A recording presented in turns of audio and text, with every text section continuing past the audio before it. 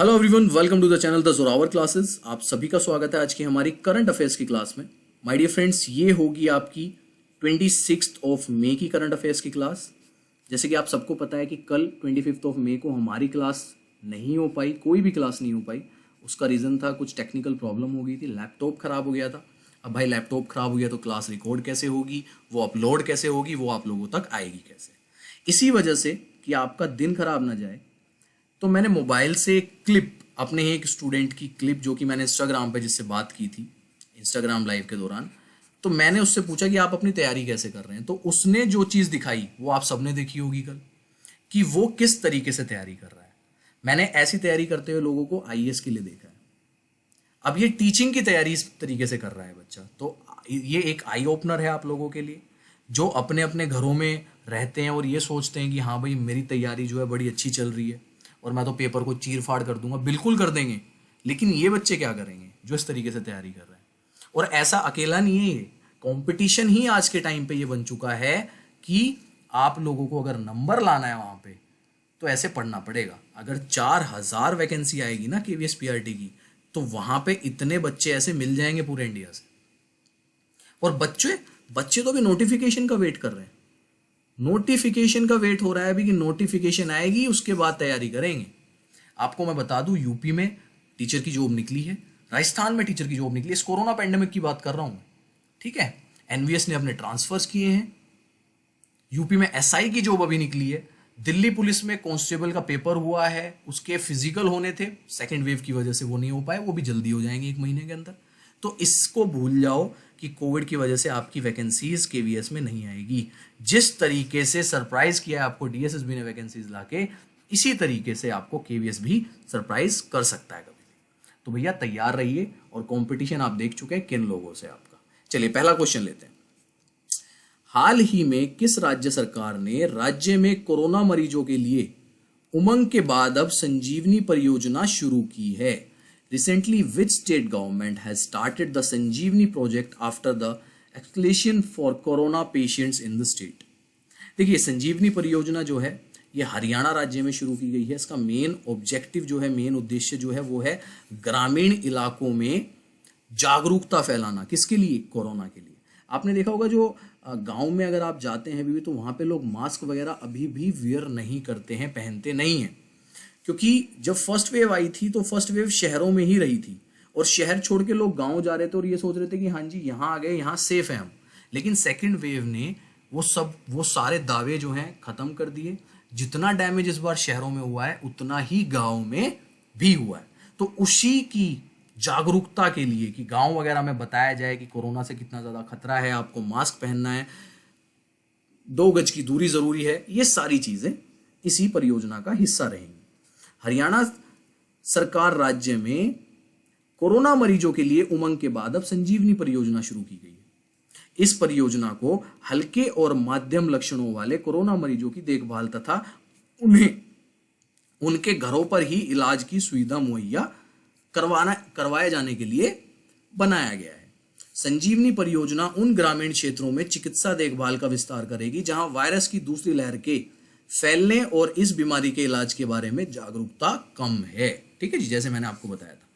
तो संजीवनी परियोजना हरियाणा से रिलेटेड कर। क्वेश्चन नंबर देखते हैं 2। हाल ही में किस राज्य के मुख्यमंत्री ने वत्सल्य योजना की घोषणा की है? Recently the chief minister of which state announce the Vatsalya scheme. और ये जो उत्तराखंड में स्टार्ट की गई है, ये इससे पहले इसी तरीके की, मतलब नाम शायद कुछ और हो सकता है लेकिन अनाउंसमेंट जो है सेम छत्तीसगढ़ और दिल्ली में मैं सुन चुका हूं। इसमें है क्या? इसमें वो है कि जो कोरोना की वजह से जो बच्चे, छोटे बच्चे अपने माँ बाप खो चुके हैं, उनके लिए उनकी पढ़ाई, उनका पोषण, रहना, खाना पीना, सब चीजों की व्यवस्था जो है उत्तराखंड ने वत्सल्य योजना के थ्रू की है। ये देखिए, हाल ही में उत्तराखंड के मुख्यमंत्री तीरथ सिंह रावत ने वत्सल्य योजना की घोषणा की। इस योजना की घोषणा कोविड-19 के कारण अपने माता पिता खो चुके अनाथ बच्चों के लिए की गई है। इस योजना के तहत उत्तराखंड सरकार 21 वर्ष तक की आयु तक इन बच्चों के भरण पोषण, शिक्षा एवं रोजगार हेतु प्रशिक्षण की व्यवस्था करेगी। Very good step by Uttarakhand government, Chhattisgarh government and Delhi government. ठीक है जी। तो नाम क्या रखा है इन्होंने उत्तराखंड गवर्नमेंट ने इस चीज का? वत्सल्य योजना। चलिए क्वेश्चन नंबर लेते हैं 3। क्वेश्चन नंबर नेक्स्ट, हाल ही में मोनाको ग्रैंड प्रिक्स फॉर्मूला 1 की ट्रॉफी निम्न में से किसने जीत ली है? Recently who won the Monaco grand prix formula 1 trophy. अब मैंने हमेशा इस क्वेश्चन में ये समझा है कि अगर आपको नहीं आता है, क्वेश्चन नहीं आता है, जब बोला है मैंने, अगर आता है तो सही आंसर लगाओगे, नहीं आता है तो आप लुइस हैमिल्टन इसका आंसर लगा देना। बट यहां पे इसका नहीं है, मोनाको से याद रखना, मोनाको का Max, M for Monaco, M for Max. जिस तरीके से यू फॉर उत्तराखंड और वी फॉर वत्सल्या, तो यूवी इस तरीके से याद रख लेना। और यहां पे एम फॉर मोनाको और M for Max. Max Verstappen, इन्होंने जो है आपकी मोनाको ग्रैंड प्रिक्स फॉर्मूला 1 की ट्रॉफी जीती है। मैक्स ने 23 मई 2021 को मोनाको ग्रैंड प्रिक्स में दबदबा बनाकर पहली जीत दर्ज की। इसके साथ ही उन्होंने अपने करियर में पहली बार फॉर्मूला 1 चैंपियनशिप दौड़ में शीर्ष स्थान भी हासिल किया है। रेड बुल के मैक्स ने इस जीत के साथ 25 अंक हासिल किए और चैंपियनशिप तालिका में उन्होंने 7 बार के फॉर्मूला 1 चैंपियन लुइस हैमिल्टन पर 4 अंक की बढ़त बना ली है। मैक्स की सत्र की है दूसरी और करियर की 12वीं जीत है। M for Max, M for Monaco. ठीक है जी, चलिए नेक्स्ट क्वेश्चन लेते हैं। Question number 4। Asian Cricket Council ने 2021 एशिया कप को स्थगित करते हुए कब कराने की घोषणा की है? When has the Asian Cricket Council announced to postpone the 2021 Asian cup? और अब ये कराया जाएगा 2023 में, क्योंकि 2022 में पहले से ही शेड्यूल है एशियन कप। ओके, और ये 2020 का 2022 में कराया जा रहा था, सॉरी 2020 का 2021 में कराया जा रहा था, बट अभी भी हालात सामान्य ना होते हुए ये 2023 के लिए पोस्टपोन कर दिया गया। ठीक है जी, और ये श्रीलंका में होना था, ये मैंने आपको लास्ट वीडियो में पढ़ाया था। एशिया कप 2021 के आयोजन को 2 साल के लिए स्थगित कर दिया गया है। इसकी जानकारी एशियन क्रिकेट काउंसिल ने दी है। एसीसी के मुताबिक एशिया कप 2021 का आयोजन 2023 में होगा। एशियाई क्रिकेट परिषद ने कहा है कि टूर्नामेंट के इस सत्र का आयोजन 2023 में कराना ही सही होगा, क्योंकि 2022 में पहले ही एशिया कप का आयोजन होना है। ठीक है जी, ये चीज क्लियर हुई आपकी कि 2021 वाला 2023 में कर दिया गया। Question number next, question number 5। अंतरराष्ट्रीय हॉकी महासंघ, जिसको हम FIH के नाम से भी जानते हैं, कि अध्यक्ष निम्न में से किसे नियुक्त किया गया है? ये है जी आपका सुपरस्टार क्वेश्चन, आज का इंपॉर्टेंट क्वेश्चन है। Who has been appointed as the president of International Hockey Federation? और ये है आपके नरेंद्र बत्रा। ठीक है, नरेंद्र बत्रा जो है, नाम याद रखना है आपको। यहां पर देखिए, भारत के नरेंद्र बत्रा को अंतरराष्ट्रीय हॉकी महासंघ के अध्यक्ष पद पर दोबारा चुना गया, यानी कि इससे पहले भी नरेंद्र बत्रा ही वहां के अध्यक्ष थे। हॉकी की वैश्विक संस्था FIH की 47वीं कांग्रेस के दौरान बत्रा को लगातार दूसरे कार्यकाल के लिए चुना गया। भारतीय ओलंपिक संघ के अध्यक्ष और अंतरराष्ट्रीय ओलंपिक समिति के सदस्य बत्रा ने अपने अपोनेंट बेल्जियम हॉकी महासंघ के प्रमुख मार्क को कड़े मुकाबले में 2 वोटों से हराकर सेकंड कॉन्जिक्यूटिव टाइम, दूसरी लगातार जो है एक तरह से जीत दर्ज की है। किसके लिए? अध्यक्ष पद के लिए, जहां पे वोटिंग के द्वारा चुने जाते हैं फॉर अंतरराष्ट्रीय हॉकी महासंघ। चलिए नेक्स्ट क्वेश्चन लेते हैं। Question number 6। 2021 Billboard music award में artist of the decade award किसने जीता? Who have won Artist of the Decade Award at the 2021 Billboard Music Award? Decade, Artist of the Decade किसको जाएगा? Direct को जाएगा।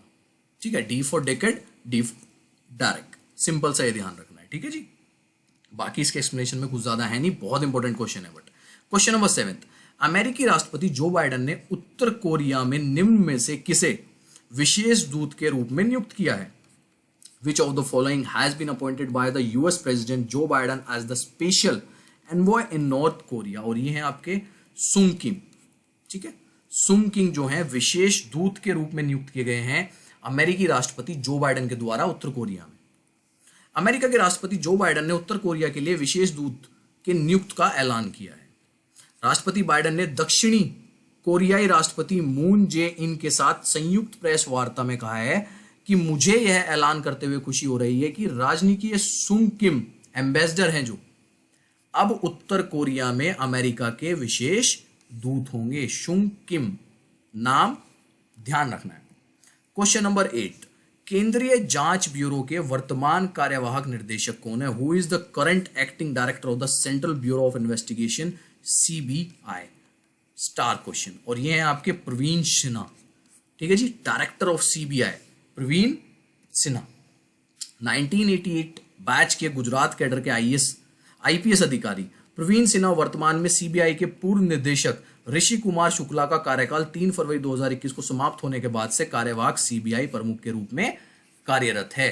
तो क्वेश्चन पूछा जा सकता है, current CBI director Praveen Sinha, और इनसे पहले कौन थे? Rishi Kumar Shukla. Question number 9, narcotics control bureau के वर्तमान महानिदेशक कौन है? यह भी स्टार क्वेश्चन है। Who is the current director general of narcotics control bureau? और ये हैं जी आपके